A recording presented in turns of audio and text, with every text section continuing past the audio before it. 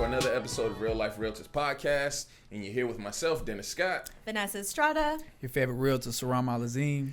And finally, we have 3 mics. I know. I was like, let's talk about the elephant in the room. We all have our own mics now. Seriously, now, you know what I mean? No one is passing around. Yeah.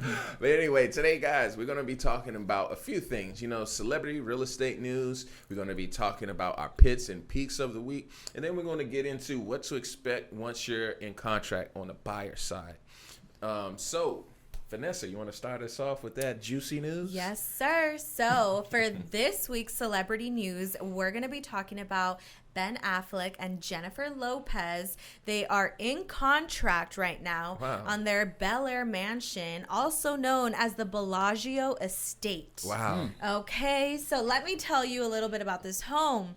They have 10 bedrooms, 17 bathrooms, and get this. Guess how many kitchens they got? They got 4 kitchens. 4 kitchens. I hate you.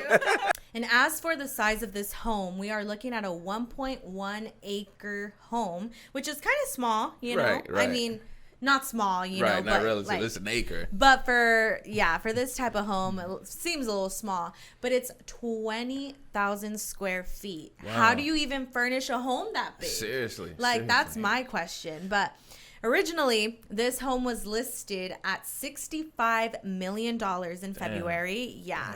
However, they are in contract now at $50 million. So they got like $15K off that price. Like we said, Congrats to the $15 million. I was like, you know what? That only happens with them. I'm like, our market isn't built that way. Nah, it's not built that strong. But yeah, so that's the latest celebrity news for you guys. Damn, I didn't know. What was their nickname? Ben Affleck. They had a Benifer. That was their nickname, Benifer. I didn't even know they were still together. That's crazy. Yeah, they got back together. I mean, they're on and off, you know. Right, for sure. And that is going to take us into our pits and peaks of the week. And Vanessa, you're starting us off again. Yes, sir. Let's go, baby girl. For my pits and peaks of the week, basically, it was kind of a roller coaster. You know, every time you come in contact with buyers and stuff like that, you're super excited. They're super excited to get started. And then first thing you want to do is get them pre-approved, you know, figure out what type of buying power you got, where, you know, what your needs are, all that good stuff. So I went ahead and did that with this client. And as I've said before, there are people that are lenders that work with people that have ITIN, which is the International Tax Identification Number. So people that don't have a social security number file taxes under that number. So a lot of people sorry, had to get to mic level. It switches on you. Yeah. Anyways, yeah, so I have a lender that I work with a lot, and he works with a lot of people with ITIN, which is great. And so they kind of spoke already, and the buyer was under the impression that he was ready to go. He was super excited. And then once I spoke to the lender, it was like, not the best news, you know. So that's kind of how it is. So it's a peak and a pit. You know, you get super excited and then things come up, but it's like we're going to work to get him to where he needs to be. So then eventually he is ready to buy. So. For sure. And that's and that's what I'm experiencing also in this market. You know, my pit and peaks of this week is, you know, I've been getting some organic leads recently. What I mean by that is leads I don't have to pay for. You know, I'm already paying for leads. So it's nothing wrong with that. You know, I mean, hey, do what you got to do. But at the same time, so I've been getting some organic leads, and this one particular buyer was a potential seller when I was listing a mobile home last in August. She wanted to sell her home, and then, you know, her husband had some second thoughts, but recently she reached out to me and was like, hey, my parents are ready to buy, you know, can you help them? And I was like, what? And, you know, situations like that, you know, you should hop on any, you know, situation to help someone out. Oh, yeah. But when it's someone reaching out to you to help, that's the one you got to pounce on that. Because you already know they're serious about it. They want to work with you. You're not competing with anybody else. Yeah, you're on top of their mind. Right, yeah, exactly. And, you know, and that's another thing, you know, you always keep a good rapport with everyone you interact with, because you never know who's going to be ready. So anyways, last Friday, 2 Fridays ago, met with them in person. The following week, I did all my due diligence, interviewing lenders for them for their particular situation, set up the appointments with the lenders. They had all the 4 appointments, that I set up, and they realized that, man, the parents aren't exactly ready. They have some auto debt with the 2 vehicles, and they just quite aren't ready. So the children are going to have to be on the loan, and and also their purchase price changed from 1.5 to around $900,000. So that's a huge difference. Are they looking in this area? Oh yes, you trying to help us out? I'm just trying to get all the details for the people. No, they're looking in Ben Lomond, they're looking in Watsonville, they're looking in Santa Cruz. They're pretty much just looking for anywhere that can hold 6 vehicles and at least a 3-bedroom. Okay. So they're looking for a property preferably with some acreage. With some land to it. Right. Yeah. So that's my pit and peak, and it's like a. Not something I'm really like down about, because it's like, okay, well, we just gotta wait 2 more months. They have the funds, they just aren't ready fully. And mine's the same thing. It was a car payment that affects their buying power. So your debt to income ratio is very important. It is super important. Yeah, well, man, mine ain't had nothing to do with no car loans. Thank God. Yeah. God ain't got nothing to do with that. Oh my God. But yeah, so for myself, I have a client who came to me, and she had a property that she was really excited about. And I seen the proof of funds, which is essentially a bank account statement saying that they can purchase, or at least that they have the down payment, things of that nature. So she showed me this property, and I said, hey, you know what? I have a lender that is my go-to lender, the lender that I always, send people to, because they're very responsive, and they always seem to like really work well with the people that I send them to. Yeah. So I gave her the contact number. I said, hey, go ahead and reach out to them, let them know exactly what you're looking for, where you're at, and, we'll go from there. We'll keep the ball rolling. So within like 35, 45 minutes, she calls me back, and she's using a lot of expletives. And, I was like, hold on, and so I had to like remind her that, I was on the phone, and say, this is Sirrom, right? Yeah, she might've been trying to call somebody else, you know what I mean? So I was like, I had to make sure she knew, this is me. So she, I think she calmed down a little bit, once she heard my soothing voice. Oh, yeah. And so anyway, she went on to tell me that the phone conversation with the lender was very unpleasant. Wow. And that she felt very belittled, and that the person wasn't listening to them. That's unfortunate. And I was in shock. Mm-hmm. Yeah. Because I have, this is a lender I work with, and I have a good rapport, good relationship, and I've sold a handful of properties through this lender, and everything's been good. So I was just really like taken aback, but I had to think quickly, So I said, hey, you know what? I recognize how you feel, and your feelings are valid. And I just want you to know that, when one door closes, we got other doors that are opening. So let me go ahead and get another lender on the phone for you, and we'll go ahead and keep this ball rolling. Hell yeah. So I hopped off the phone with her, made a phone call to my next lender, and kind of explained the property. When I explained the property to her, she was like, oh, well, you're going to run into, a lot of roadblocks, in the sense that this is a non-conforming loan, because the property ends up that it's off grid. So it doesn't have electricity straight to it. It doesn't have sewer. It doesn't have water, from the main city water. Yeah. It's missing a lot of things it needs. It's missing a lot of, it's for certain loans, for conventional loans and things. So she breaks that down to me, and I'm like, oh, okay. So I can kind of see why this is going to be of a little bit of difficulty, which is great information to have, of course, right? So anyway, she made a few suggestions. So once I hopped back on the phone with my client, I was like, hey, look, we're going to have to switch lanes, and we're going to have to localize it a little bit more. Right. Yeah. So once I was able to kind of explain the process and really just walk her through our next steps, I felt like she hugged me through the phone. Right. I felt like she really needed to know that, like, I'm a professional, and I'm going to do what I say I'm going to do. You know what I mean? Right. And she really I think she just really appreciated that, and I could hear the excitement back in her voice. Yeah. Because that initial phone call was like, and that's difficult because these are our clients. Yeah. So that's a reflection of myself. She's like, oh, this is the person you work with? Well, like, I don't know if I need to work with you. Right. Yeah. You know what I mean? Like, yeah. So, you got to be quick. This business is all about relationships. It is. It is super. It really is. The relationships you're building with your clients, or just every relationship you're building, because you just never know. Everyone needs to be housed. Yeah. You know what I mean? Yeah. That's real. And not everybody meshes, like maybe like your client's personality and the lender's personality just didn't go, Right. And everything happens for a reason, like you were meant to find a different lender, maybe a local lender from that area, to help you out in that situation. So For sure. True. yeah. That's interesting you say, like, matching up the client with the lender, because that's one thing I try to do is just, Me having, too, having multiple consciously. lenders. If I have a younger lender who's like bubbly or something, I'm gonna link them up with my bubbly young couple. Right, You know what I mean? right. Yeah, exactly. So they can mesh and vibe. If my clients are very serious and they straightforward, I'm gonna hook them up with an older lender who's a little bit straightforward, who's has some experience. Exactly. You know what I mean? You gotta know Yeah, your people. for sure. Yeah. 'Cause that goes a long way.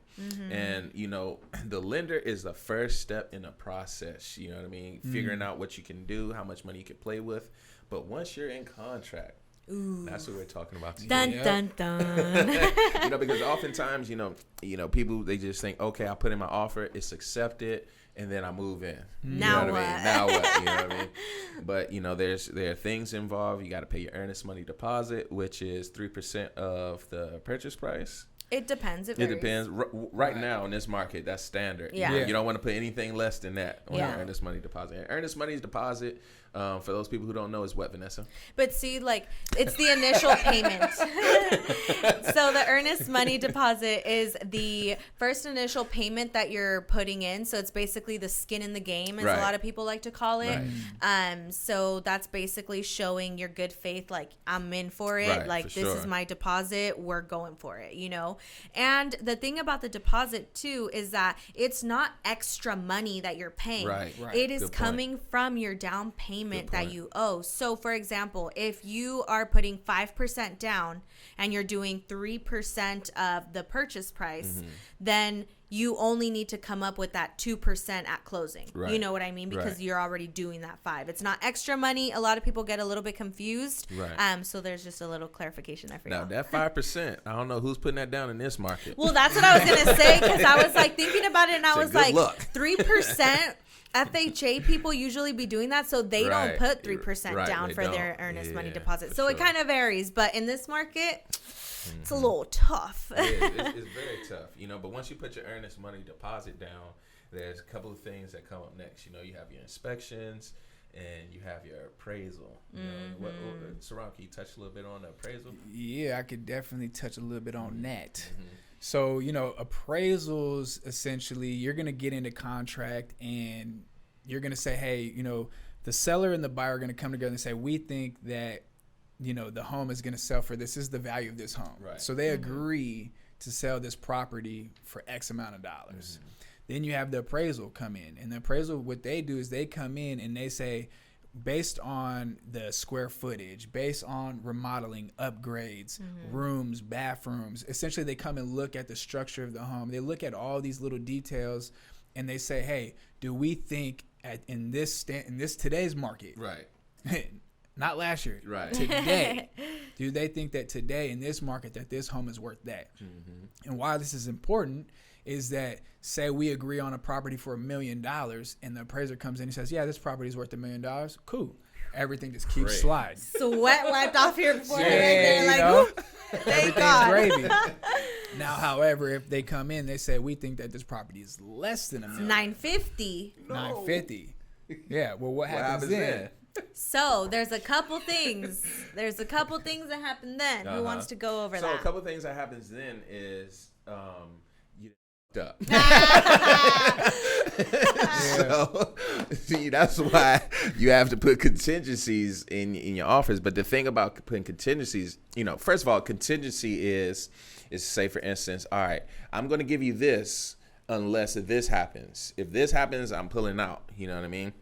So it's also like to protect you. Yeah, and it's definitely to protect you.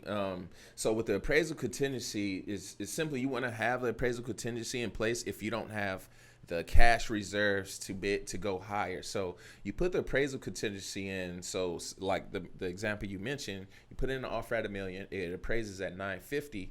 You have to come up with that $50,000 difference. That's outside of your loan. And that's because the bank will only lend you what the appraisal says that it's worth. So if it's only worth $950, the bank is only going to spot you what they said they'll spot you for that amount. So then you got to be like, well, the seller wants $1 million, right? So I'm gonna have to come up with that $50K, right, to make up for it, or you negotiate, right? So what's one way to protect yourself in the contracts though with the appraisal? What's a little sentence you can put in that contract? There's a couple clauses that you could put to protect yourself.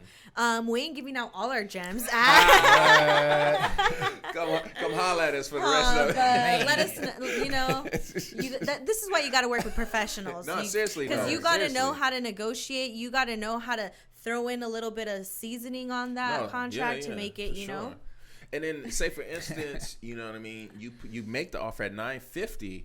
And the home appraises at $1 million. Where now you're in luck because now you're buying into equity. You're purchasing your home with $50,000 worth of equity in it already, which is awesome. You know, what could you do with an extra $50,000? And you know the other thing is good about that when you're buying the home with equity in it is that the sellers ain't gonna like this, but when the appraisal comes in, you don't have to share. No, you don't. The appraisal with the seller. Right. Right. That's private information. Yeah. That's information that your side needs to dictate what you can do. So your buyer is like, yo, you winning. You know what I mean? Sure. So don't say nothing. But one thing about the appraisal process, you can get a drive-by appraisal, which isn't as thorough, yeah. It's literally what it says. The appraiser drives by, they look at it, they take a picture, they keep it moving. I'm like, that's about right. And then the appraisers, they're looking at the same comps that we're looking at, but it's their basis of the appraisal is a little bit more experiential. And right now appraisals, they are coming in at value, just for the sheer fact that sellers are getting 10-12% over asking. It's a ridiculous market right now. So, and the appraisals are different as well when you're talking about loans, right? Yeah. So you have conventional loans, and then you have federal loans such as FHA or VA loans.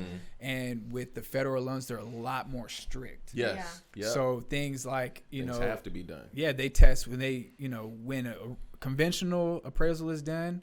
They kind of come through and they take pictures. They look at things. They look at the schematics and all that stuff way before they actually get to the property. I mean, even the drive-by ones, they look at everything on paper. Sure. Yeah. Then they drive by and like, this shit look cool. And then they keep it moving. I got shit to do. I got shit to do today. You know what I mean? So that's a for sure thing. But then when they actually go up in there, with the conventional loan, they're taking pictures. They're checking everything, just verifying that, okay, the floor plans say this, but I see an ADU over here. Is it permitted? Right. So that's where some of those things start popping up. And then if it's a federal loan, such as an FHA or a VA loan, then they come in and check, do the utilities and appliances work? Right. Where in a conventional loan, that shit don't matter. Yeah. You know what's funny? Even with the appraisals, I had an appraisal in Watsonville, and the transaction almost fell through because they had burglar bars on one of the windows, and there was no escape latch. Like you couldn't, it wasn't no latch to open the bars. Like if there was a fire on the windows. So what I had to do, and I love my clients because I shouldn't be doing. You know what I mean? I went to Home Depot, got the Dremel, got the saw, sawed off the whole thing. I got a whole 45-minute video of me taking off the bars by myself. I don't know how I did that. Dude, that's what you gotta do. Like, seriously. That's some real stuff because the lender appreciated that. Like, I sent him the little clip of the video. He's like, wow, dude. Like, super happy. My clients, they were kind of appreciative, but they were. Just in case y'all watch this. Like, you got to do what you got to do for your clients. Seriously. For sure. I mean, it goes a long way. There was there was a buyer. This is a side note. There was a buyer. A buyer, and she was gonna move into her home and stuff. And she was like, "Are they gonna clean the tub though? Because the tub's a little nasty." Yeah. And so that's a couple things that you gotta talk about. It's like, seriously. is it gonna get deep cleaned before? Like, is the soap scum gonna come out? Like things like that. So as an agent that I know, she was like, "I'm about to go in there and scrub that myself." Like, like, of course, like if that's what your client wants, that's what you got to do, so and then certain things like you can that. put in the contracts, like, hey, before we switch possession, so before we get possession of this home, can you get a maid service in there and clean deep it up? cleaned? Like, but then this client was kind of picky. She was like, that soap scum's got to go. For sure. Yeah, so, like, I want getting somebody else. But the thing is, like, you're buying a used house, like, it's not going to be in a pristine condition, and she didn't really kind of get that. So it was just a little things that she was like nitpicking. But as a buyer, you're buying a used home. For sure. Yeah. So along with that purchase process, okay, we have the appraisals done. What's next, guys? Like, after appraisals? Well, this is all happening. Yeah, this is all happening simultaneously. Right. So physical contingency, which is your inspections, loan contingency, and appraisal contingency are all happening at the same time, depending on how you make your timelines. Yeah. So your physical contingency is when essentially you send out a home inspector that checks the quality of the home, the structure, make sure that there's no roofs caving in. Basically, their job is to find everything wrong with it, and let you know what it is visually, and they're going in, they're poking holes. Pictures. Yeah, they're doing all that, and also shout out to your local pest and home inspectors. You know what I mean? Because they come and get both of them done. Yeah. Come on, West Coast property inspectors. And shout out to Hero, man. Hero. You did. Shout out Chris. But yeah, I mean, they're gonna come and they're gonna check things to make sure that the quality of the home, that its structure is good, that it ain't nothing caving in, and that's usually the first thing. And usually in the contract, standard is 17 days that has to happen. Right. And when I'm working on the seller side, I typically tell them, hey, let's go and get these inspections done first, so we can put it all on the table. So when buyers come, we're negotiating forward. We're not moving backwards. You know what I mean? Yeah, because that's the thing too. As a buyer, when you're going into wanting to purchase a house and you see that they've already done all their inspections and they're showing it to you, like, you kind of feel like a little bit better about it. You know? Makes you feel better. Yeah, and then there's some instances where you go into a situation where they have done nothing. They're like, buyer to investigate, all like stuff, and then it's like the buyer's like, well, now I have to come out of pocket for this, that, the third, and then what if this comes up? Then we're going to negotiate repairs. So as a seller, you don't want that. Right. You don't want people to negotiate repairs. You don't want people to negotiate price. You just want to lay it all out there. In this market, though, the sellers, they're getting cocky. Still going to get their money anyway. But they're getting cocky too. Yeah, they are. Because it's just the nature of the market. It's just like if you're in the streets, baby. Ain't no work out here, but I've been saving up. I got a lot of work. I'm about to ready really for the drought. You know what I mean? Like, you gonna pay this price. Yeah. You might not like it, but you're gonna pay it. Right. Yeah. But yeah, I mean, that does come along with the territory, especially like in the inspections. But it is great on the seller side to get it knocked out and out of the way, because it allows you to look at all the offers as is and maximize your net. Yeah. Right. No lowball offers. Right. No lowball offers. You don't got to sit here. Like I said, you ain't moving backwards. You're moving forward. So someone come with, oh, I see that there's this with the inspection. We don't like it, but you got 5 other offers and they're all moving forward. And most likely one of them is going to be like, I'll take care of the repair once I'm in the house. Yeah. So it's like. And that's the tough part right now. It's like, now I'm getting a little traumatized over here. It's just not necessarily traumatized, but because I don't want my clients to see this and be like, what? but really, it's a lot of buyers. It's tough right now for buyers. And this is not the market to sit on the sidelines and say, oh, no, I'm going to wait for the perfect house that has everything I want. There's nothing wrong with it. Because if you're waiting for that house, you're going to be paying for that house. Yeah, and that's word. You're going to pay like you weigh. And in this market for a pristine condition home, it's going 12% plus over asking. Yeah. And that's like $300K over, you know what I mean? Which is ridiculous. That's a whole nother house in a different market, you know? For sure. So in this market for the buyers, I guess what we're trying to do with this is prepare you guys and get you to realize the reality of the process. You know, you have to be prepared. Speaking with the lender, you have to be okay with the condition of the home and the location, you know. Yeah, you got to sacrifice a couple things because, you know, or one of the three. Yeah, like how I said, like you're buying a used home. Not everything is going to be in pristine condition, but what we're really worried about when we're looking at these investigations is health and safety. Yep. If anything is health or safety that could be categorized as that, that's what you need to really focus on and take care of. There'll be other things, you know, here and there, like water pressure isn't great. Right. Like it's not something that you're going to be like, oh, I'm getting out of contract because the water pressure is trash. Like, now, Vanessa, you know, what is health and safety? Health and safety would be stuff like mold, you know, like stuff like that you need to repair, water damage, roof, sometimes, plumbing. Things like that. So if you got a like dent and the railing is loose. Yeah, sorry, I got distracted. Sorry. Yeah, I mean, health and safety is important, obviously, but that can hang up a loan. Yeah, in a big way, you know. So not only is it like repairs and stuff like that, but it can really extend. So I can bring in a little bit of a scenario, so to speak, is on my property that I was selling, the buyers had a loan, and so if y'all don't know, when you lock in a rate and a loan, it's for X amount of time. Right. And that's negotiable with you and whoever you're getting the loan through. And so what happened is that as we're going through the process and there's escrow, you know, usually escrow is about 30 to 40 days. Sometimes it gets a little bit longer. So what was happening in this case is we had a property that we were selling. The buyers were coming in and needing to do some repairs, some things to get everything ready so they can clear off the conditions for their loan. So they had a federal loan. So federal loans are highly regulated. There's a lot more conditions on there.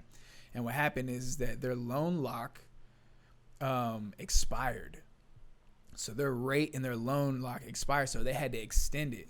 Well, the time was going a little bit longer than the lender was allowing them to get for free. So they actually ended up the buyers had to pay again to extend their loan and their rate lock. Yeah. So these are things that are important because when you have health and safety things and things need to get repaired, you know what I mean? And always know this too, as realtors, our job is to give you the roadmap on how things are going to get done, and we do our darnest. As you could tell, he cutting bars off. You know what I mean? Like, we do as much as we can do. Yeah, scrubbing tubs. You know, like we do a lot to try to get y'all to that point, to get you to your destination. But when you, buyers and sellers, when y'all sign that contract, that's between you two. I am not a party to that contract. So when you say that you're going to do these repairs, that's between y'all. You got to do it. Otherwise, you know what I mean? You can be held responsible. For sure. Definitely. And then once the appraisals are done, you know what I mean? You're closing, you know what I mean? The lender does their final underwriting because, you know, and they check your credit again. So make sure you're not buying any cars and before you close. Do not make any big purchases. Seriously. Don't change jobs. Right. Don't buy that big chain you've been looking at. You know what I mean?